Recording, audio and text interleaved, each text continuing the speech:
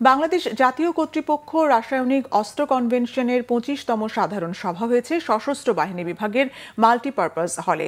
বিএনএসিডব্লিউএসির chairman ও সশস্ত্র বাহিনী বিভাগের principal staff officer lieutenant general SM. Kamrul Hasan সভায় সভাপতিত্ব করেন।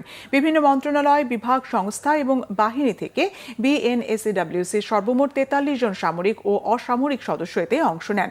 সভায় আন্তর্জাতিক রাসায়নিক অস্ত্র কনভেনশন ও রাসায়নিক অস্ত্র নিষিদ্ধকরণ আইন ২০০৬ বাংলাদেশের বিধিবিধান কার্যকরভাবে বাস্তবায়নের লক্ষ্যে তাফসিলভুক্ত রাসায়নিক দ্রব্য সংক্রান্ত সকল কার্যক্রম ও তাফসিল বহির্ভূত স্বতন্ত্র জৈব রাসায়নিক দ্রব্য উৎপাদন সংশ্লিষ্ট প্রতিষ্ঠানগুলোকে বিএনএসিডব্লিউসির সঙ্গে অনলাইনে নিবন্ধনের মাধ্যমে গুরুত্ব দেওয়া হয়। দেশে রাসায়নিক অব্যবস্থাপনাজনিত কারণে সম্প্রতি ঘটে যাওয়া মিরপুর, গাজীপুর ও হযরত শাহজালাল আন্তর্জাতিক বিমানবন্দরের অগ্নি দুর্ঘটনার ভয়াবহতা এবং এই ধরনের দুর্ঘটনা রোধে সংশ্লিষ্ট সকলের কার্যকরী ভূমিকার ব্যাপারে দেওয়া হয় নির্দেশনা।